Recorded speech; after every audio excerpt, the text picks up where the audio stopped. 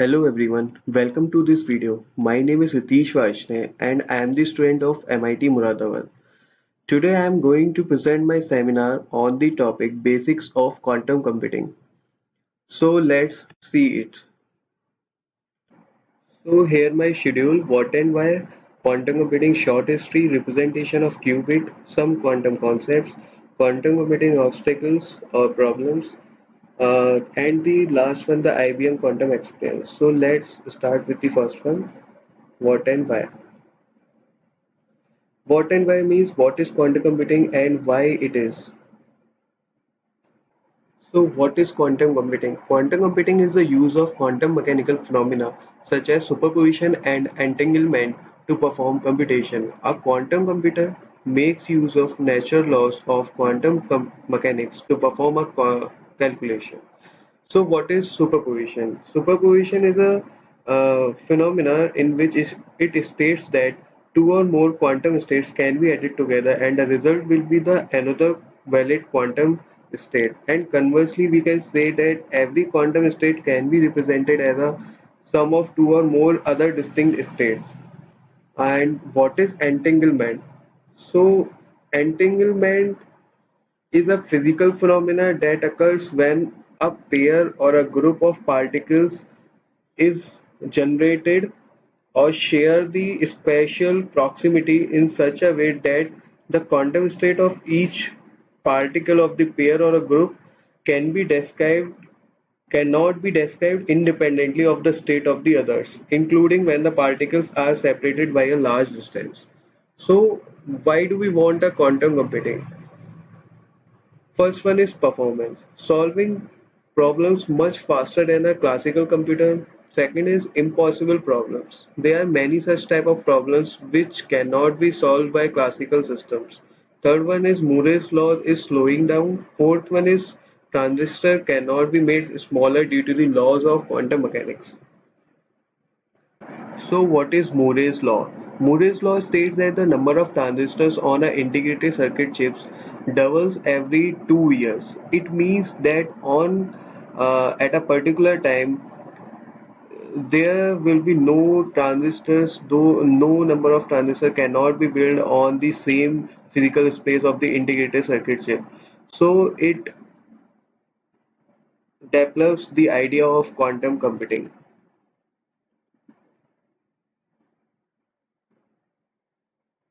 What is quantum bit or a qubit? A qubit is a quantum concept of a bit. Just like as a bit, a single bit can be represented in two states 0 and 1. But additionally, a qubit is able to manage all the possible combinations amounting base states 0 and 1. So here is a pictorial representation of a classical bit or a qubit. A classical bit is 0 or 1 at a particular time, but a qubit can be represent both states at the same time.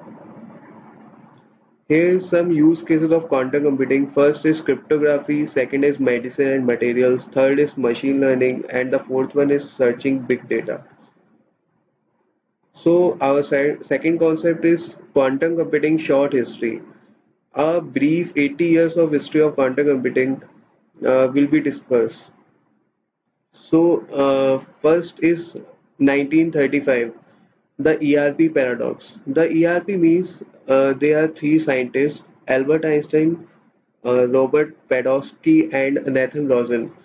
First, these three scientists question about the quantum wave functions, and the second one is 1981, the first conference on the physics of computation. And the third one, 1985, David Dish discovered the first universal quantum computing and he gave a research paper on that. In 1994, Shor's factoring algorithm develops. He develops a such factoring algorithm based on the quantum computing. In 1996, Grover's search algorithm came, in which Grover, a scientist, Love Grover, gave a simple searching algorithm based on the quantum computing, and it results in the O square root of n complexity. In 1996, David DiVincenzo gave the five minimal requirements to build a universal quantum computer. Here it is. These are the five basics minimal requirements. So in 2012, coherence time improved. So what is a coherence time? Coherence time is just the amount of time that a qubit retains their quantum state. In 2012, it is extended up to 100 microseconds. In 2012, IBM makes a quantum computing available on the IBM Cloud on the online platform to accelerate innovation so that anyone can perform quantum computing operations or uh, anyone can see the power of quantum computers. So our third topic is representation of a qubit. Here is a simple representation of a qubit. Uh, Here alpha beta are the probability amplitudes and in general both can be a complex numbers. Here is a relation between the alpha and beta. Alpha square plus beta square equal to 1. Here is a block sphere representation in which it is showed that how a how a quantum state can be calculated based on the alpha or beta. Here is a vector representation of a single qubit. V0 and V1 are the complex probability amplitudes of the qubit. These values determine the probability of measuring A0 and A1 when measuring the state of qubit. Our fourth concept is some quantum concepts. So basic concepts in quantum mechanics. First one is the uncertainty principle. Every time a measure on the system is made, the system is changed by that measure. It means the system is changing its behavior time to time. Second one is state superposition, and state exists in all the possible configurations of the configuration space. Third one is quantum entanglement. There is a relationship among the features on the entanglement elements. A system is to be defined whose quantum state cannot be factored as the product of the states of its local constituents. It means the behavior of one quantum particle cannot be determined on the basis of its individual properties. Fourth one is decoherence. Decoherence is just opposite of the coherence. Decoherence is the loss of coherence time. Quantum computer main features. First one is uses quantum bits, that is qubits. Second one is works with quantum parallelism. Third one is entanglement, and fourth one is keeps coherence. Quantum computer requirements. As DiVincenzo's criteria, there are the five minimal basic quantum computing requirements on which we can make a universal quantum computer. Quantum operations, that is quantum gates. A basic quantum circuit works on one or more qubits. It's equivalent to digital circuits logic gates. Uh, Here are the properties of the quantum gates. First one is quantum gates are reversible. Second one is they are represented by unitary matrices. Third one is lost qubits on which they act must retain their quantum identity. Fourth one is the number of qubits in the input and output of the gate must be equal. And the fifth one is a gate which acts on the n qubits is represented by a 2 to the power n into 2 to the power n unitary matrix. Here are some list of quantum gates. First one is PolyX, second one is PolyY and PolyZ, hammered, phase, pi by 8, control node, control Z, swap, or TOEFL, C naught, CCX. And here is the representation of the gates and the matrices of the representation of the quantum gates. So what is a universal quantum computer?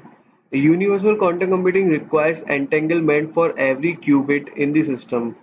What is the use case for that universal quantum computing? Here is secure computing, machine learning, cryptography, quantum chemistry, material science, optimization problems, sampling, quantum dynamics, and searching.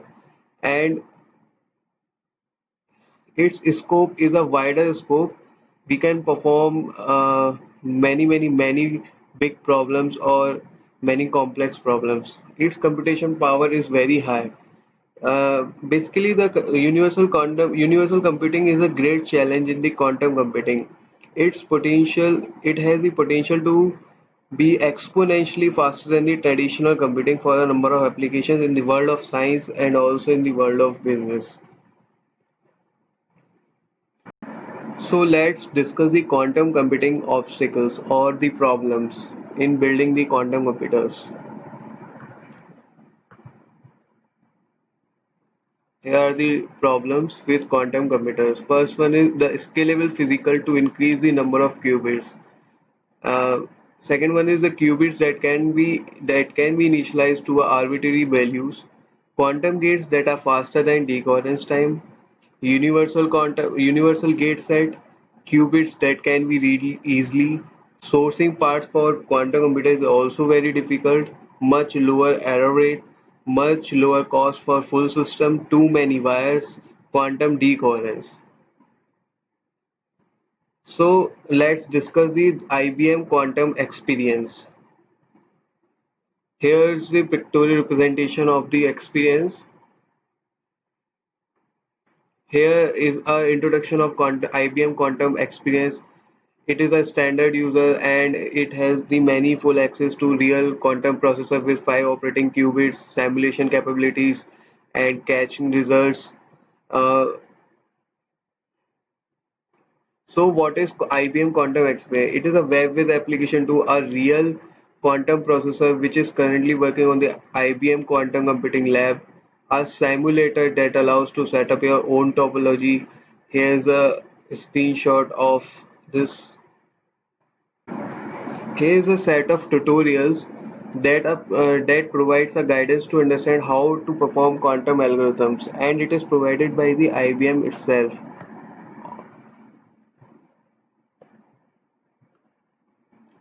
Here is a blog whose goal is to build a quantum community of users, and here we can discuss our problems or discuss the new ideas related to the quantum computers or quantum computing. Here is an interface of Quantum Composer, which is a graphical interface to build quantum circuits by simply drag and drop the gates and the operations and the wires. Here is a simple example of the Quantum Composer. So here is a list of Quantum Composers library. There are four classes: yellow class, green class, blue class, and the last one, the orange class.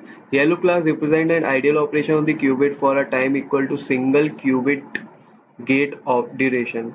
Green class represents a group known as Pauli operators. Blue class represents Clifford gates, which consists of H, S, and S plus gates for generating quantum superpositions. Orange class represents gates that are required for universal control. Here is the complete quantum composers library. You can see that. So let's see the what's inside the IBM quantum experience. First one is high sophisticated quantum equipment. Second one is collaboration among IBM researchers and developers. Third one is quantum technology plus IT technology. Fourth one is a deployment in the cloud on the Bluemix platform. Fifth one is a web-based application available to everyone who wants to use the quantum computing power. Thank you everyone.